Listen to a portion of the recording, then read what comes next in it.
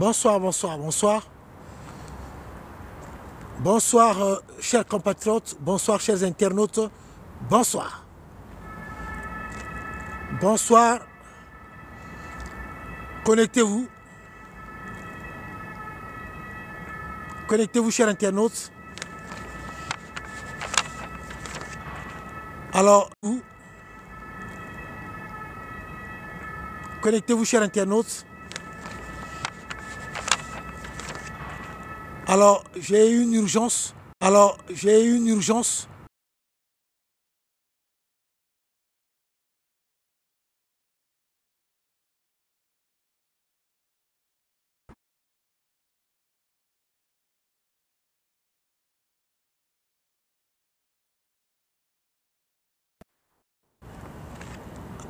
Excusez-moi, bonsoir. Merci beaucoup, bonsoir. Alors, connectez-vous, chers compatriotes, connectez-vous, chers internautes, partagez la vidéo, tapotez, parce que c'est si grave, ce que je vais évoquer, c'est si grave. Alors, chers internautes,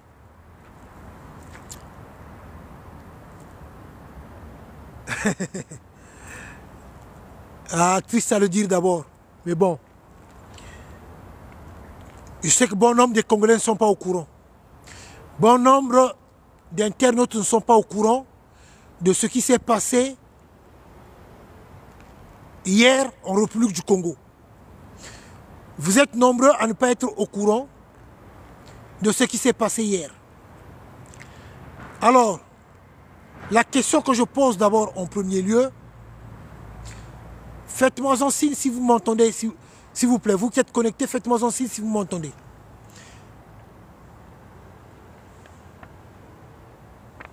Tapotez s'il vous plaît, faites-moi un signe si vous m'entendez.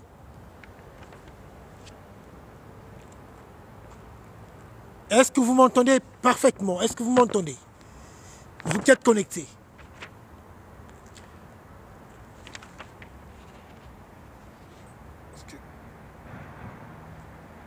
Voilà, ouais, exactement, il y avait un petit souci. Il y avait un petit souci, je crois que là maintenant c'est bon, il y avait un petit souci. Alors, donc, bonsoir. D'accord, merci beaucoup. Ok, alors, donc voilà, pour vous qui n'êtes pas informés, pour vous qui n'êtes pas au courant, en République du Congo hier, il y a eu quelque chose de si grave. De si grave et très très grave. Et personne n'en parle. Personne n'en parle parce que ça a touché le cœur du pouvoir de ce régime-là, ce régime moribond. Hier, en République du Congo, les Koulouna, les bébés noirs, ont attaqué l'école. Merci, Sepelas. Hier, les Koulouna et les bébés noirs ont attaqué l'école de Madame Rodolphe Adada. Madame Rodolphe Adada, elle a son école privée en République du Congo où la scolarité coûte cher. Cher.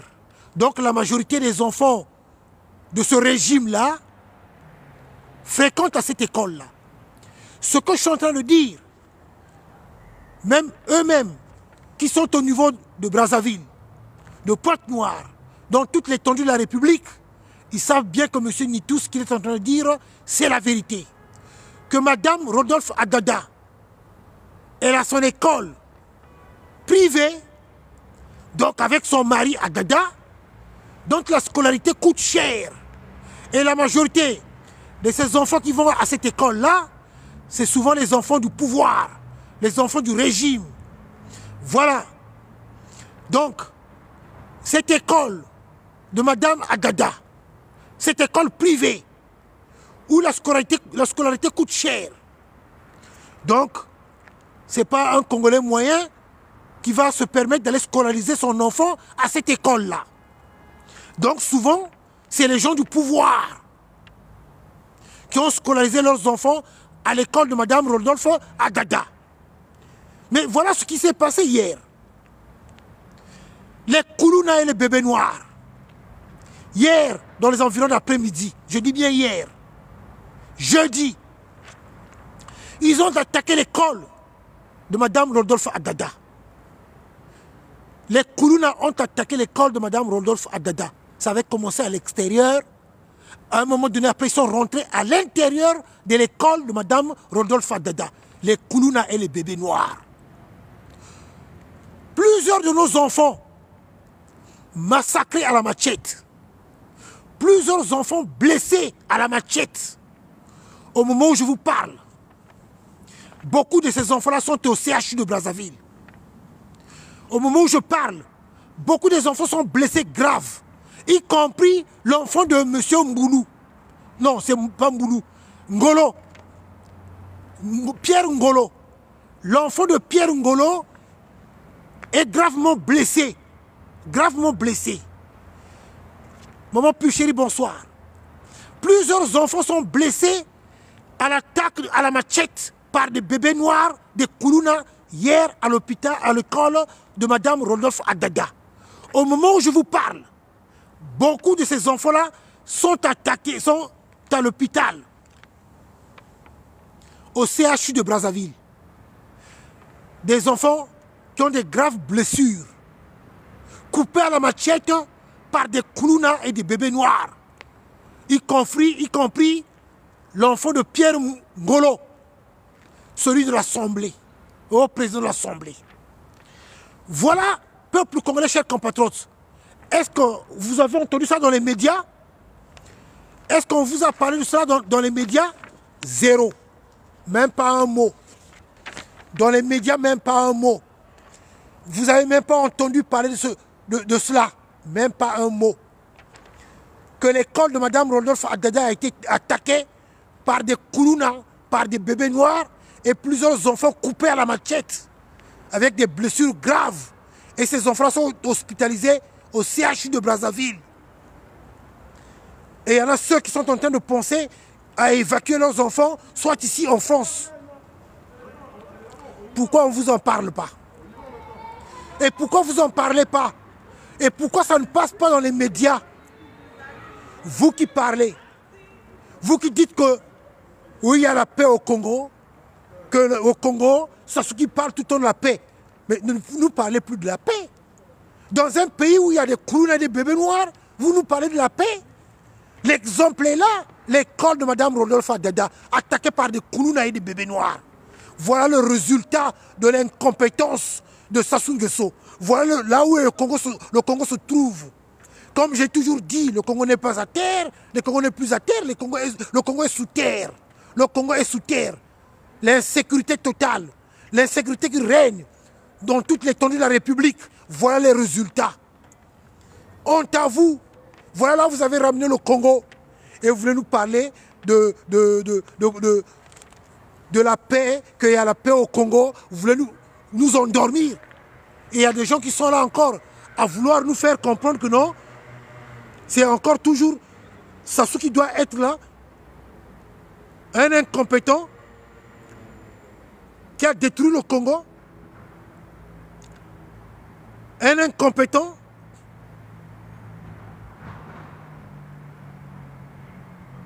qui vole, qui tue. Honte à vous. Alors, peuple congolais, chers compatriotes, comme je l'ai toujours dit, tout ce qui nous reste à faire, c'est de dégager Sassou et le système Sassou Nguesso. C'est un soulèvement populaire. De ceux qui viennent nous parler des élections, ce sont des complices, ce sont des ennemis du peuple. Parce que, tout simplement, ils sont là pour accompagner le dictateur, le génocidaire. Mais venez nous parler de l'incident qui a eu lieu à l'école de Mme Rodolphe Adada. Là où les Koulouna ont attaqué. Parlez-nous de cela quand même. Moi, je vis en France, moi, monsieur Nitou. Mais je suis bien informé. Il y a eu l'attaque des Koulouna à l'école de Mme Rodolphe Adada, oui ou non? Mme Rodolphe Adada, elle gère cette école privée, oui ou non? Honte à vous. Chers compatriotes,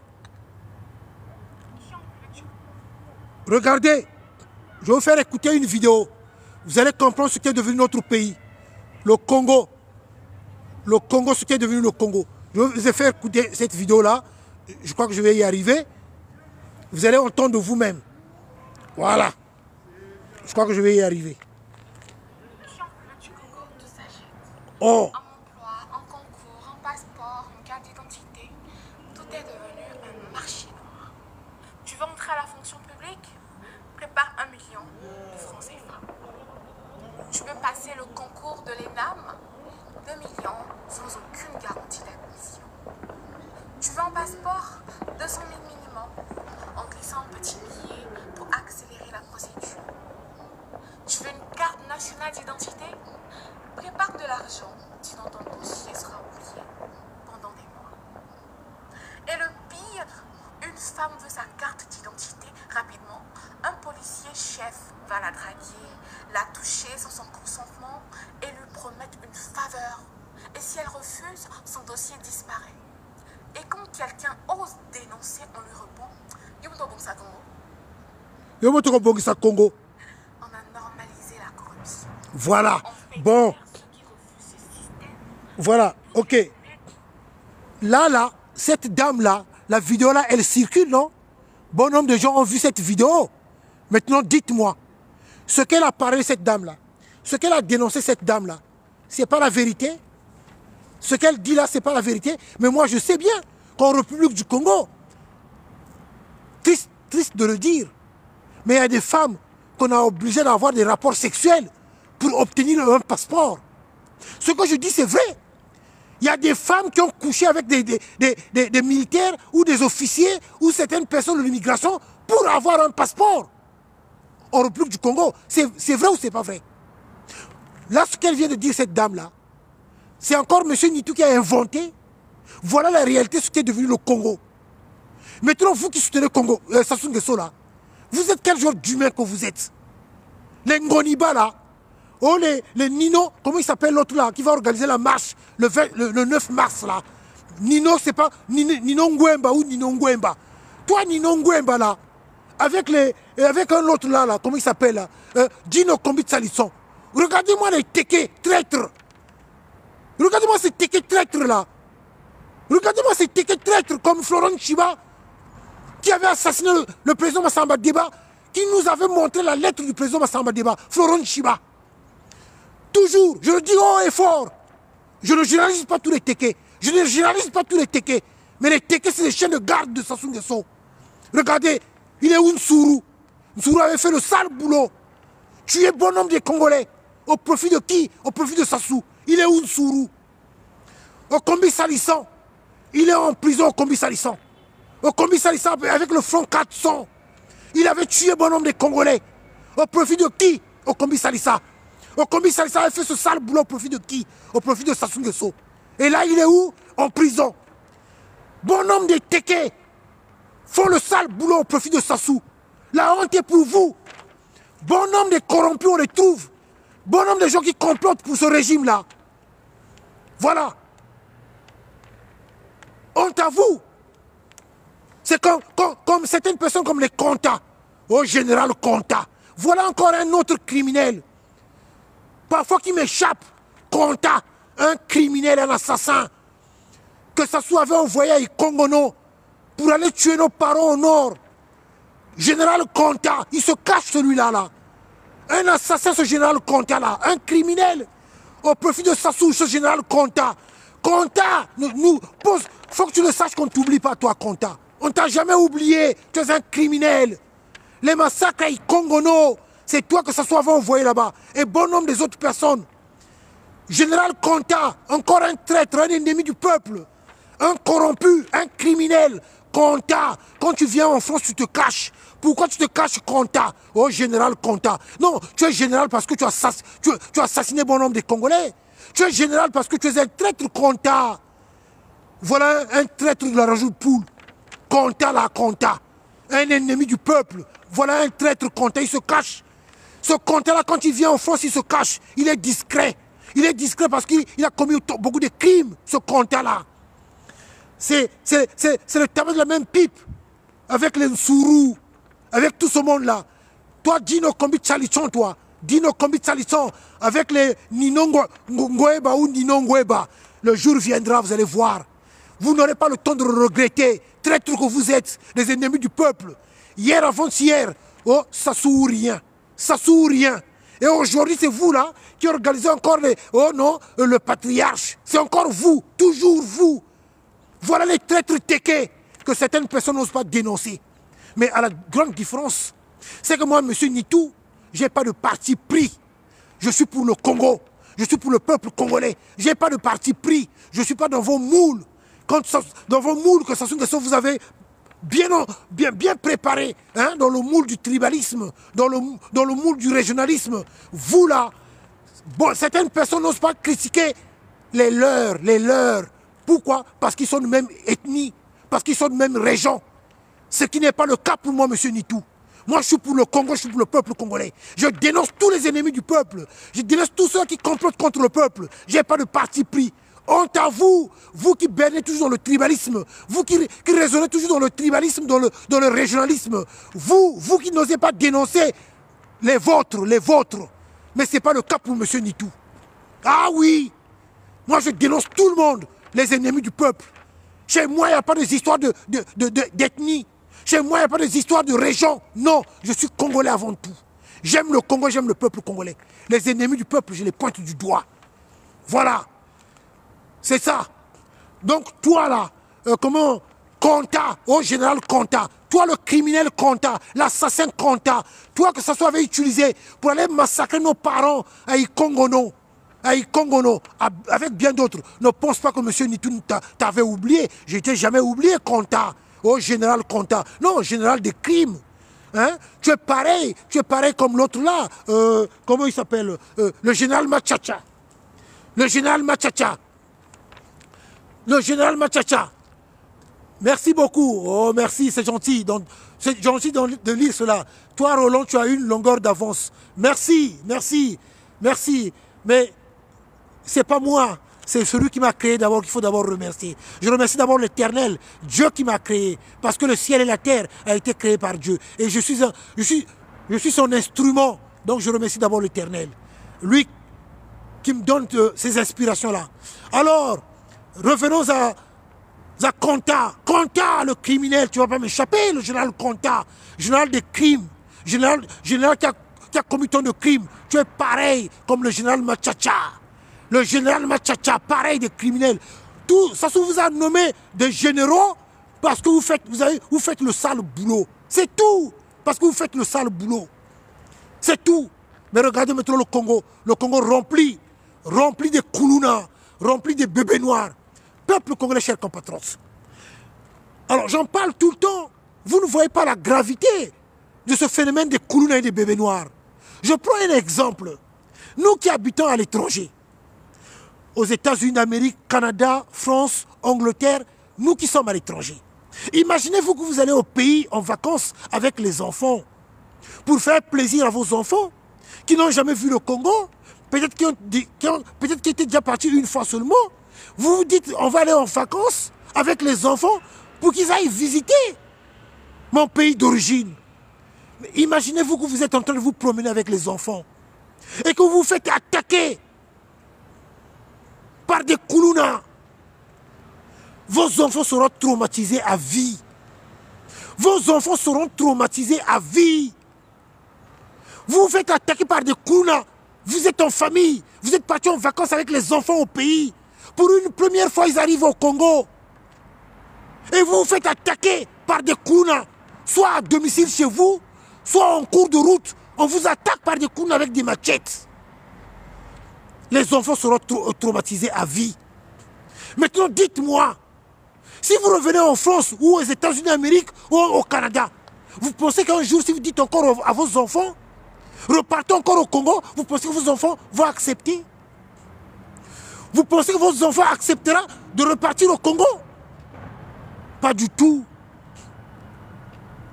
Leurs souvenirs qu'ils vont garder, c'est quoi?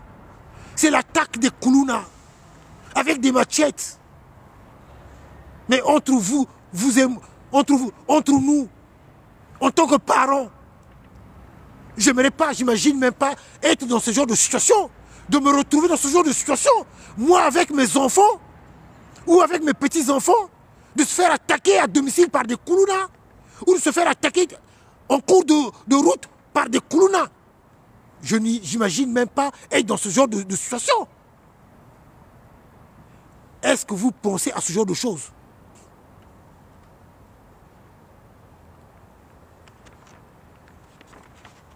Peuple congolais, chers compatriotes. Voilà ce que nous devons comprendre. Les Koulouna sont entretenus par Sassou Nguesso. Ce n'est pas pour rien que j'avais dit qu'il est le chef des Koulouna. Les Koulouna sont entretenus par le système de Sassou Nguesso.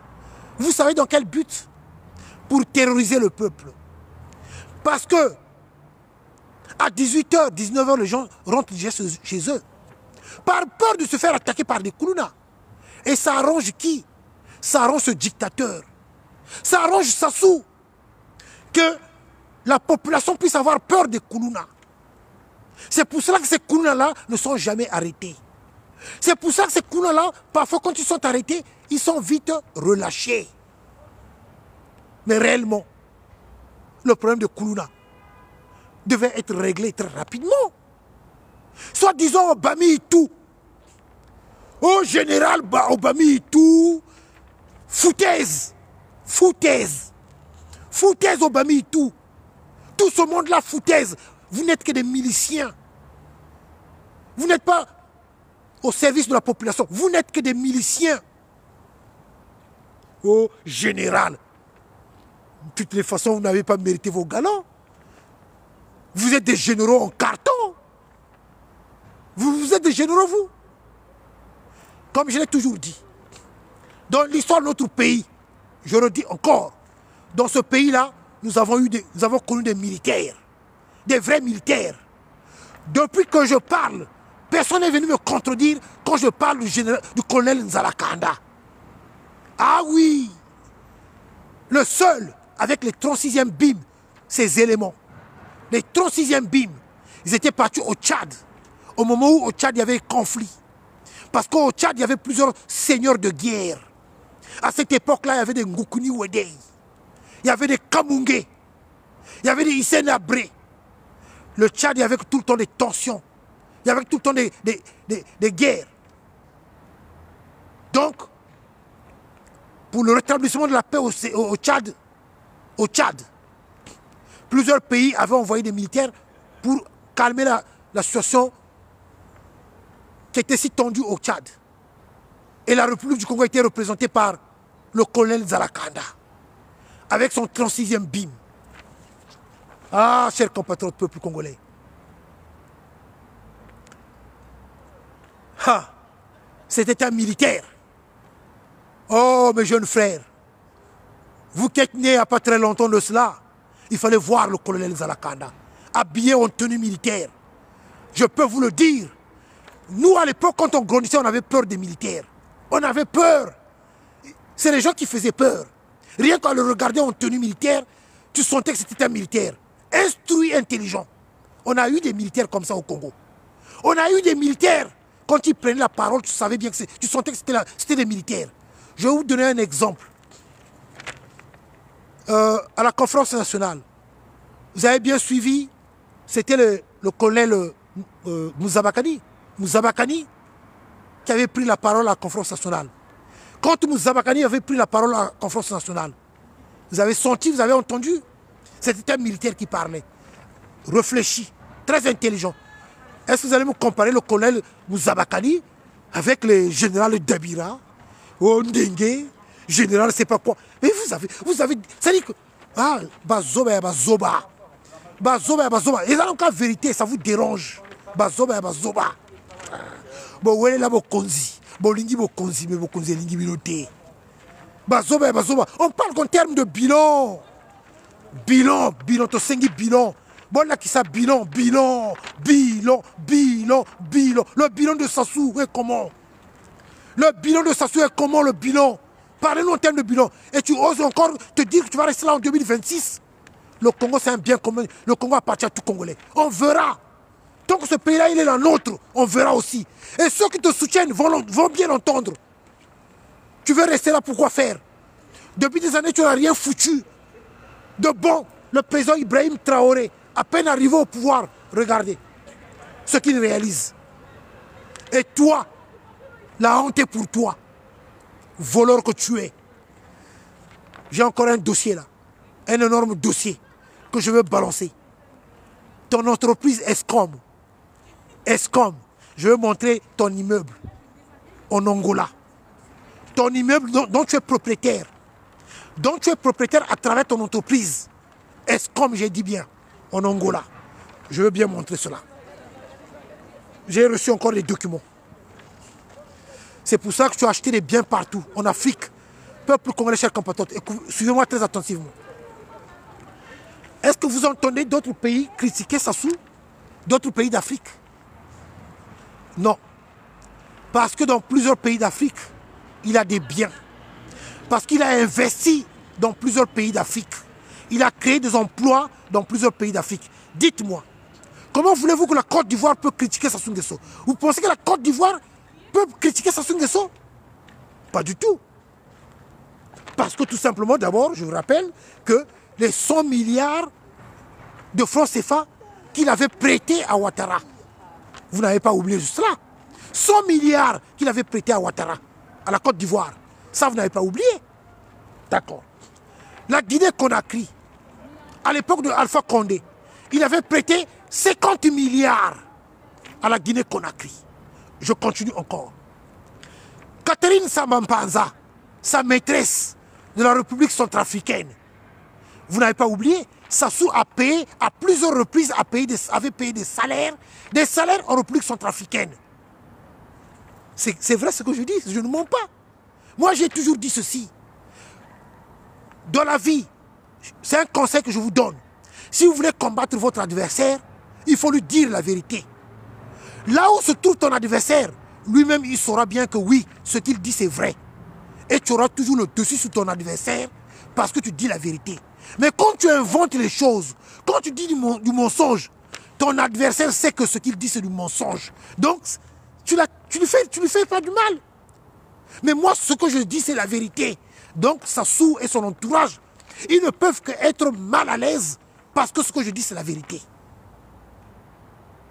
Catherine Samba-Panza, sa maîtresse, une fois, elle était venue à Brazzaville. Catherine Samba-Panza, elle avait dit ouvertement que Sassou Nguesso lui avait donné combien? 5 milliards, 5 milliards dont elle avait besoin. J'ai encore la vidéo de Catherine Samba-Panza pour payer les salaires en République centrafricaine. Mais les 5 milliards de francs CFA, ce n'est pas l'argent des Congolais. Ce n'est pas notre argent. Sassou avait donné 5 milliards à Catherine Samba-Panza pour payer les salaires des centrafricains. Est-ce que nous, Congolais, on n'a pas besoin de notre argent? Est-ce qu'il n'y a-t-il pas des retraités qui souffrent? Y a-t-il pas des malades dans nos hôpitaux qui ne sont plus des hôpitaux? Est-ce que nos enfants ont des conditions meilleures dans les écoles pour qu'on puisse prendre l'argent des Congolais? Qu'on aille donner à Catherine Samba-Panza, est-ce que vous trouvez ça normal? J'ai raison ou j'ai pas raison? Les Indiens 242, bonsoir. J'ai raison ou j'ai pas raison? Est-ce que vous trouvez ça normal? Et quand M. Nitou y parle, vous allez voir, il y a des là, les corrompus, les ennemis du peuple, qui sont là à faire des éloges à Sassou. Ah tiens, au fait, depuis que j'ai dénoncé, certains vendus, des corrompus, des pourris des réseaux sociaux, ceux qui commencent à faire des vidéos à 5 h du matin, jusqu'à 2 h du matin, on ne sait pas à quel moment ils se douchent, ils prennent leur petit déjeuner, ils mangent à midi, ils s'occupent de leurs femmes, on ne sait même pas, ils passent leur temps à faire des vidéos, en parlant du bien de Sassou, du régime de Sassou Nguesso, ils commencent à 5 h du matin. À quel moment vous vous douchez, vous? Depuis là, ils ont disparu. Les pourris des réseaux sociaux, les pourris, ce sont les pourris, les ennemis du peuple, les corrompus, les vendus. Ceux-là qui passent leur temps à venir faire du vuvuzela dans les réseaux sociaux. La honte est pour vous. Vous êtes les ennemis du peuple. Et moi, M. Nitou, toujours debout. Toujours là, bien debout. Toujours. Toujours combattu, mais jamais abattu. Et il est toujours là, M. Nitou. Ah, ça vous fait mal. Ça vous fait mal. Ça vous fait mal. Je n'ai jamais changé de discours. Je suis toujours resté le même. Je ne suis pas un corrompu, moi. Je ne suis pas un pourri, moi. Je ne suis pas un vendu. Comme bon nombre de gens qui viennent faire leur cinéma. Non, je vais bien le dire, comme le disent mes frères du Mali. Hein? Ceux qui viennent faire leur cinéma. Leur cinéma. Vous venez faire votre cinéma. Vous venez faire votre cinéma dans les réseaux sociaux. En faisant comprendre, en faisant croire au peuple que vous leur défendez. Or que vous ne les défendez pas, vous êtes des corrompus. Vous êtes des pourris. Vous êtes des pourris. Monsieur Nitu n'a jamais changé de discours. Ah oui. Et je n'ai pas de leader, moi. Mon leader, c'est Dieu. Et mon unique leader, c'est le peuple congolais. Moi, je suis pour le peuple. Je resterai pour le peuple. Je ne suis pas un suiviste. C'est pas qu'on jette les haricots à droite, je vais à droite. Et qu'on jette les maïs à gauche, je vais à gauche. Non. Je ne change pas de discours, moi. Et je ne change pas de veste. Je ne suis pas un caméléon, moi. Je ne change pas de couleur. Je suis fier de ce que je suis. Je tiendrai toujours tête à ce dictateur Sassou Nguesso et à son régime. Peuple congolais, chers compatriotes, alors, je vous remonte ce papier-là, regardez bien. Je vous remonte ça à nouveau. Petite rectification parce que dans la vidéo, quand je vous avais parlé de l'enfant de Sassou, que Sassou Nguesso avait eu avec une Sénégalaise. Oui, Sassou Nguesso avait eu un enfant avec une Sénégalaise. Cet enfant avait été arrêté à l'aéroport de Roissy. Alors, je croyais voir encore un autre zéro tout au bout. Or qu'au fond, c'était seulement 120 000 €. Donc, un enfant de Sassou qui avait été arrêté à l'aéroport de Roissy avec 120 000 € en espèces. 120 000 € en espèces avec un passeport diplomatique. Cet enfant venait du Sénégal. Il avait été arrêté à Roissy. L'argent avait été confisqué. C'est 120 000 €. Alors, excusez-moi, moi je croyais voir encore un autre zéro au bout. Je croyais que c'était 1 200 000 €. Mais ce n'était pas 1 200 000, c'était 120 000 €. Donc, je veux faire lecture. Monsieur Nitu parle avec des preuves. Le document est là. Je vous l'avais déjà présenté. Je vous le représente encore. Ça est là. Oui, c'est Cédric Aliou Sassou Nguesso. Exactement. C'est bien lui. Le document est là. Regardez, monsieur Nitu parle avec des preuves. Regardez. Donc, je vous présente mes excuses. Je croyais voir encore un autre zéro tout au bout là-bas. Je pensais que c'était 1 200 000, mais c'était 120 000 € en espèces. Donc l'enfant de Sassou, Cédric Aliou Sassou Nguesso. Sassou avait eu un enfant avec une Sénégalaise. Cet enfant, c'est Cédric Aliou Sassou Nguesso, arrêté à l'aéroport de Roissy, avec 120 000 € en espèces, avec un passeport diplomatique. Le papier est là. Monsieur Nitu parle avec des preuves. Je vais faire lecture encore à nouveau pour que ceux qui n'étaient pas encore informés puissent être bien informés. Un fils de Sassou Nguesso avec un passeport diplomatique refoulé vers Dakar. C'est 120 000 € saisis.